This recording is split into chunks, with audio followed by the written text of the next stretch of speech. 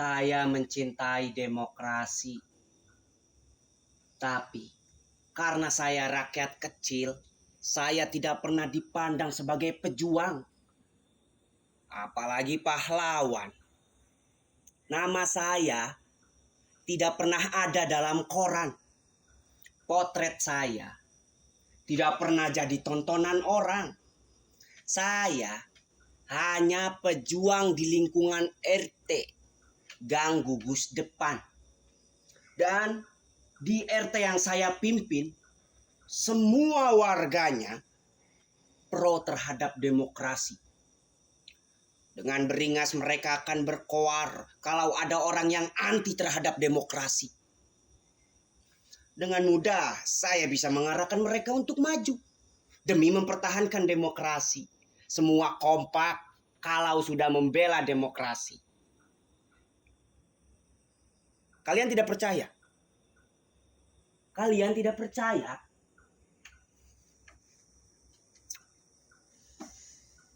Demokrasi! Demokrasi! Demokrasi!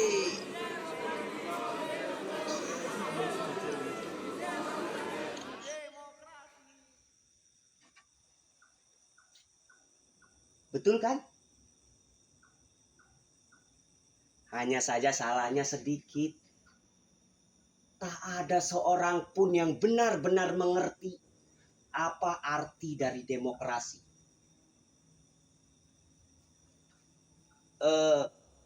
Pokoknya demokrasi itu bagus. Sesuatu yang layak diperjuangkan sampai titik darah penghabisan. Sesuatu yang membutuhkan pengorbanan besar. Sesuatu yang menunjang suksesnya pembangunan menuju masyarakat yang adil dan makmur. Begitu kata mereka.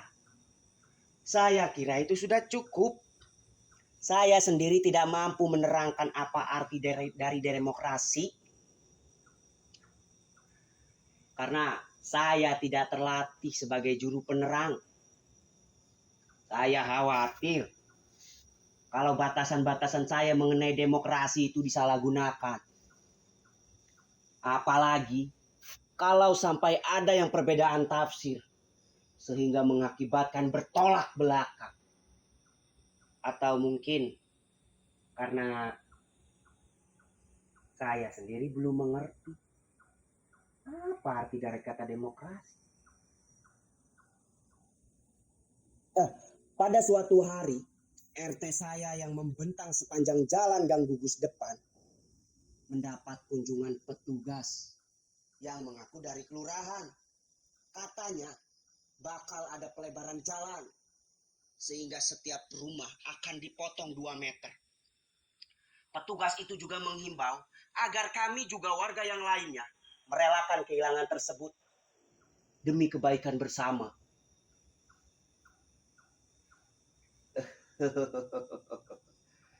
Ya, walaupun hanya 2 meter, tapi sumbangan-sumbangan saudara itu sangat penting artinya. Bagi pembangunan, juga kepentingan kita bersama di masa yang akan datang. Atas nama kemanusiaan, saya harap saudara-saudara mengerti.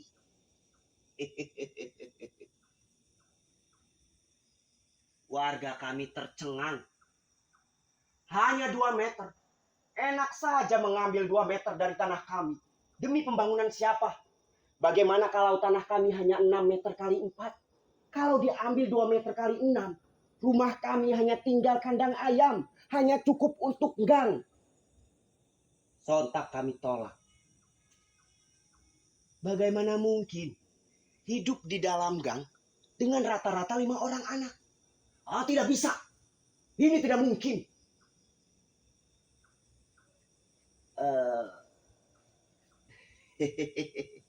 Tapi ini sudah merupakan keputusan bersama, kata petugas tersebut. Warga kami makin tercengang. Bagaimana mungkin membuat keputusan bersama tentang kami tanpa merundingkannya lagi dengan kami? Seperti Raja Nero saja.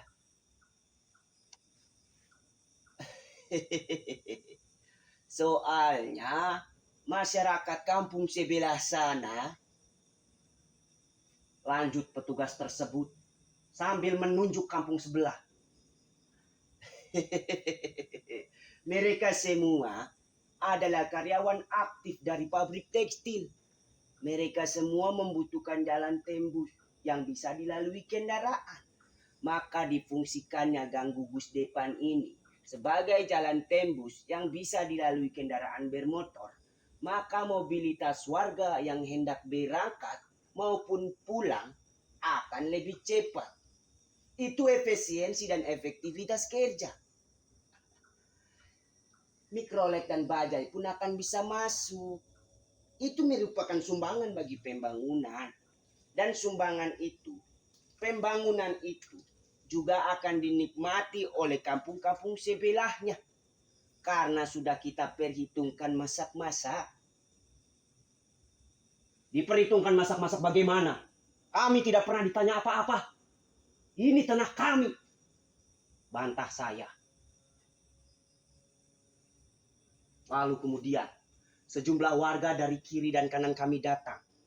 Mereka menghimbau agar kami mengerti persoalan mereka.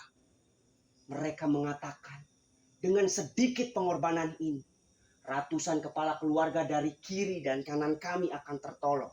Mereka menggambarkannya dengan perbuatan yang mulia. Setelah menghimbau, mereka mengingatkan sekali lagi betapa pentingnya pelebaran jalan itu. Lalu, mereka semua mengisyaratkan betapa tidak menolongnya kami kalau kami tidak menyetujui usul itu. Setelah itu, mereka semua mewanti-wanti atau boleh dikatakan mengancam. Kalau kalian menghambat atau menghalang-halangi atau berbuat yang tidak-tidak sehingga pelebaran jalan itu tidak dilaksanakan, maka sesuatu yang buruk akan terjadi.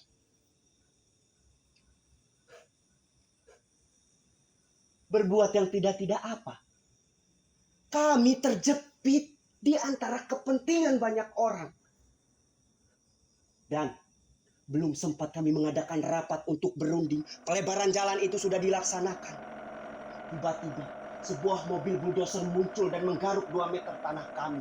Warga kami panik. Jangan Pak, jangan. Jangan Pak, ini tanah kami. Sejak nenek moyang kami sudah ada di sini.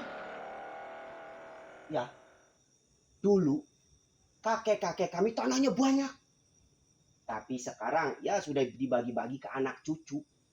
Ada juga yang sudah dijual. Tapi ini tanah warisan. Bulldozer itu tidak peduli. Mereka terus saja menggaruk.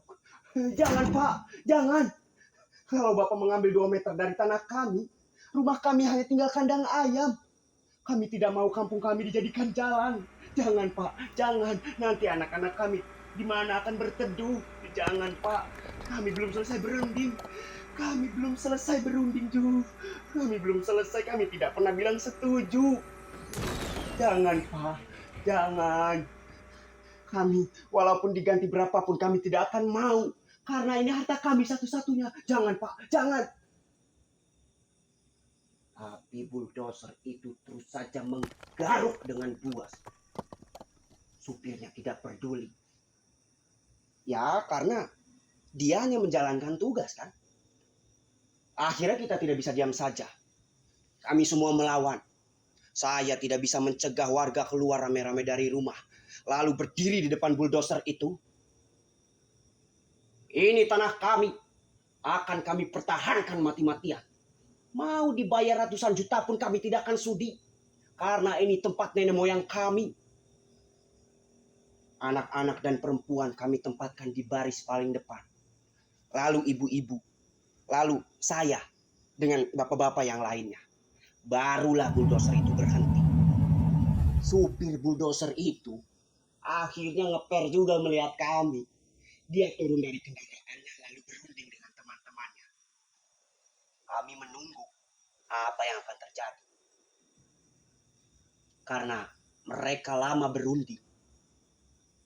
Anak-anak mulai bermain dan mendekati bulldozer itu, memegang-megangnya, menyentuhnya. Kendaraan itu terlihat baru, bagus dan kuat. Lalu ibu-ibu duduk di pinggir jalan sambil menyusui anaknya. Dan saya sendiri menyempatkan waktu untuk kencing. Ya karena terlalu tegang. Akhirnya mereka semua selesai berunding. Supir bulldozer itu kembali ke kendaraannya sambil tersenyum melihat kami. Kami sedikit lega. Akhirnya mereka sadar apa yang mereka lakukan itu salah. Mesin dihidupkan kembali. Kami menunggu dengan deg-degan. Pada saat itu ada sebuah mobil Colt datang. Sekitar 10 orang laki-laki berseragam meloncat turun dari kendaraannya.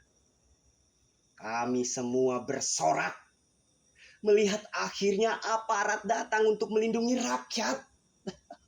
Tapi bersamaan dengan itu, bulldozer itu terus saja menggaruk tanah. Perempuan-perempuan menjerit. Beberapa anak terjatuh. Salah seorang di antaranya hampir terkena garuk. Untung saja ada orang yang segera meloncat dan menarik anak itu. Keadaan semakin kacau. Dan orang-orang yang berseragam tadi berlarian datang. Ternyata mereka semua bukan aparat, melainkan satpam yang hendak mengamankan penggarukan itu. Mereka semua membawa pentungan yang siap untuk memukul.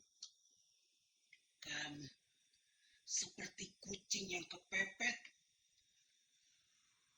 Tanpa komando lagi, kami semua melawan. Anak-anak mulai mengambil batu, lalu melemparinya.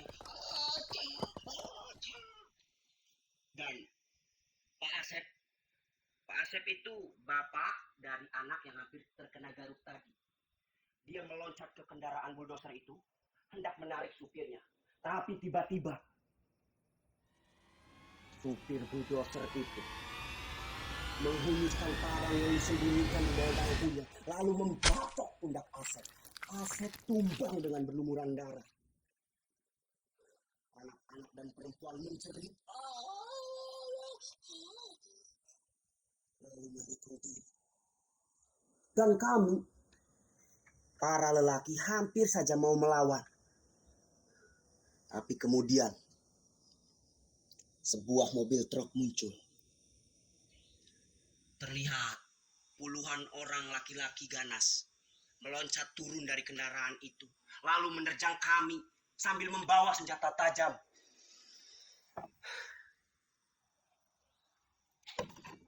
Saya kenal salah satu di antaranya.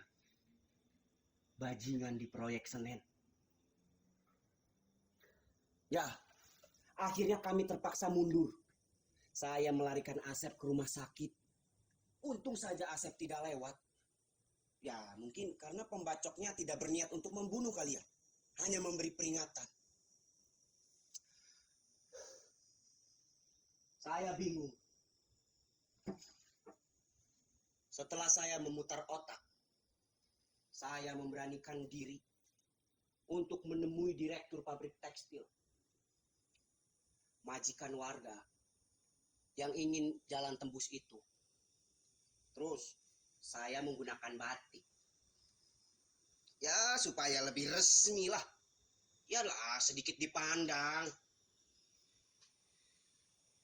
Tapi susah sekali. Orangnya selalu tidak ada di rumah. Barulah setelah saya mengaku dari kelurahan, akhirnya saya diterima. Saya duduk. Direktur itu kaget setelah mengetahui bahwa saya bukan dari kelurahan, tapi korban penggusuran. Tapi dia cepat-cepat tersenyum ramah, lalu mengguncang tangan saya.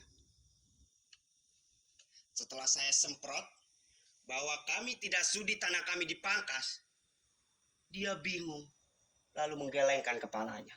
Setelah itu memanggil sekretarisnya.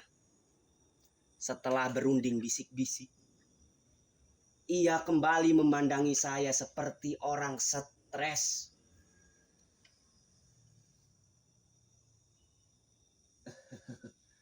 Tuhan Maha Besar, saya tidak tahu ini. Saya minta maaf. Saya tidak memperbolehkan siapapun untuk berbuat tindakan-tindakan pribadi atas nama perusahaan. Para karyawan juga sudah diberikan uang transport kok. Kalaupun mereka menginginkan jalan pintas itu, mungkin saja mereka ingin menyelamatkan uang transport itu ya, ingin menyelamatkan. Itu di luar tanggung jawab perusahaan. Pembuatan jalan itu bukan inisiatif kami dan bukan tanggung jawab kami juga. Kami minta maaf. Saya mohon agar menyampaikan rasa maaf saya kepada seluruh warga. Katanya dengan sungguh-sungguh. Saya mulai senewen. Saya tidak percaya apa yang dikatakannya. Saya tahu dia bohong. Saya tidak mau dikibuli begitu saja. Saya tahu dia pura-pura. Mulutnya yang manis, tingkah lakunya yang baik, tidak bisa mengelabui saya. Orang kaya raya begitu, berpendidikan tinggi, luas pandangannya, pasti tahu apa yang sebenarnya terjadi. Masa tidak paham apa artinya 2 meter bagi kami? Ya meskipun bagi dia 2.000 hektar tanah itu seperti upil.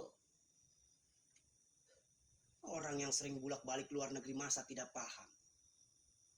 Saya tahu bukannya para karyawan yang ingin menyelamatkan uang makan, tapi dia sendiri yang ingin mencaplok pemukiman kami.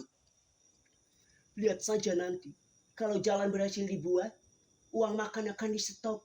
Para karyawan disuruh jalan kaki. Kucing. Sudah konglomerat begitu. Menyelamatkan uang receh saja harus menyembelih rakyat. Aku tahu. Biar nanti tak bilangin kepada seluruh warga apa yang sebenarnya terjadi di sini. Saya akan laporkan ke Jaksa Agung. Jaksa Agung itu dulu waktu miskin sering mampir ke warung saya. Biar orang seperti direktur itu ditindak. Masuk. Betul. Orang kecil seperti saya ini memang terlihat lemah dan mudah ditipu. Karena kami sadar, kami selalu menahan diri. Tapi kalau sudah kebangetan seperti ini, saya meledak juga. Semut pun, kalau diinjak terus pasti akan menggigit. Karena saya terlalu marah, saya tidak bisa ngomong lagi. Muka saya saja yang kelihatan merah. Saya disuguhkan makanan dan minuman. Saya tolak. Saya datang bukan untuk bertamu. Saya datang membawa suara rakyat. Kami tidak meminta apa-apa. Kami hanya menginginkan tanah kami yang 2 meter itu jangan diganggu. Itu hak kami. Titik. Di meja disuguhkan kue-kue yang lezat. Saya tidak sudi menjamah makanan itu sebelum tuntutan kami didengarkan. Lalu direktur itu mencoba menanyakan tentang keluarga saya. Anak saya kelas berapa? Itu kuno. Saya tahu itu hanya mencari pengertian. Dan dia juga mulai berbasa-basi menanyakan bagaimana keadaan Asep. Loh, saya curiga. Jadi, dia tahu apa yang sudah terjadi. Mungkin saja dia yang sudah menyuruh supir itu untuk membacok si Asep. Karena si Asep itu dulu pernah juga memprotes limbah pabrik yang mengalir di selokan di depan rumah kami. Pokoknya Saya bertekad saya tidak akan pergi dari kantor ini sebelum ada keputusan ya untuk membatalkan 2 meter tanah untuk jalan. Saya ditunggu warga. Saya mau pergi kalau ada keputusan yang menguntungkan rakyat kecil. Akhirnya dia mengangguk. Tanda dia mengerti. Lalu dia menunduk dan membuka laci di bawah mejanya. Lalu mengambil kertas. Saya bersorak dalam hati. Akhirnya, memang benar. Kunci segala-galanya adalah pada kegigihan. Kalau kita getol berjuang, pasti akan berhasil. Tapi tiba-tiba, darah saya tersirat ketika direktur itu menjulurkan kepada saya sebuah amplop coklat. Saya langsung tidak bisa bernapas. Coklat tebal, apalagi di atasnya tertulis 25 juta. Ya Tuhan, banyak sekali. Saya tidak pernah memegang uang sebanyak ini. Betapa miskinnya saya. 25 juta. 25 kali hidup saya. Saya tidak mampu mengumpulkan uang sebanyak ini, ya Tuhan. Begitu miskinnya saya ya. Ya Tuhan. 25 juta. Apa yang tidak bisa dibeli dengan uang sebanyak ini? Alhamdulillah, saya bisa memperbaiki rumah, kredit motor, jadi tukang ojek, bayar SPP. Alhamdulillah, Ma. Saya bisa memberikan. Saya bisa memberikan uang ini kepada orang tua saya. Alhamdulillah. Terima kasih ya Tuhan. Kau telah mengabulkan doa kami. Alhamdulillah. Saya bisa merubah nasib. Saya tidak perlu hidup di tempat kumuh seperti itu. Seperti kecoa.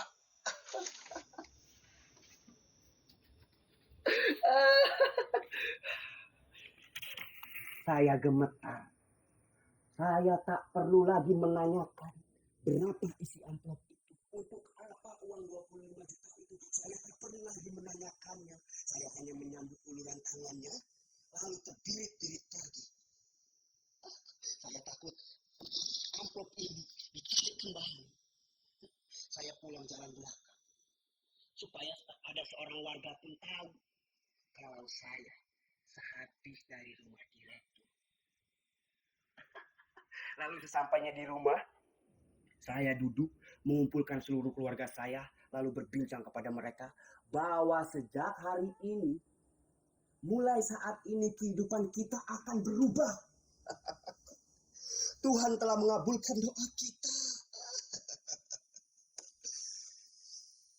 Lalu, keesokan harinya, ketika para warga kembali mendatangi saya untuk mendengarkan hasil rembukan saya dengan Pak Direktur, untuk menentukan tindakan apa selanjutnya yang akan dilakukan, saya memberi wejangan.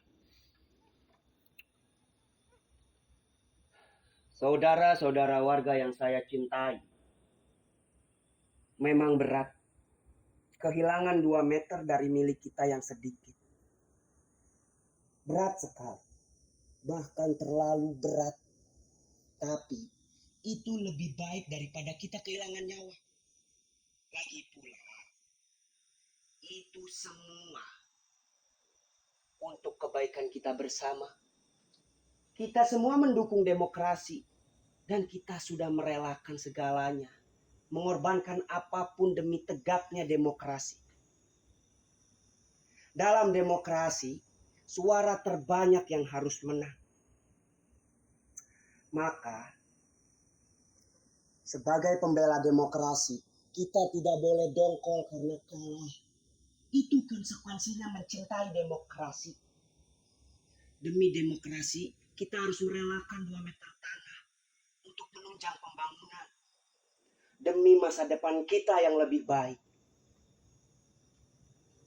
Seluruh warga yang saya pimpin tidak menjawab. Seperti saya katakan, mereka semua membela demokrasi. Semua relakan segala-galanya kalau atas nama demokrasi. Lalu kemudian satu persatu dari mereka pergi. Pulang. Tunggu dulu, tunggu. Saya belum selesai bicara. Mulut mereka diam. Dan kuping mereka buntet. Tanpa peduli rapat belum rampung, mereka semua pulang. Tunggu. Kamu mau mana? Tunggu. Aduh. Tak ada yang menggubris. Mereka semua ngacir. Tinggal saya sendiri berdiri di sini dengan seorang bapak tua.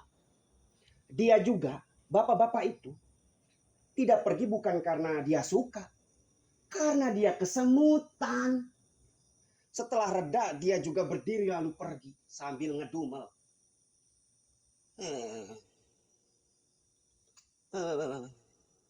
Kalau demokrasi tidak melindungi kepentingan rakyat kecil, saya berhenti menyokong demokrasi. Sekarang, saya menentang demokrasi.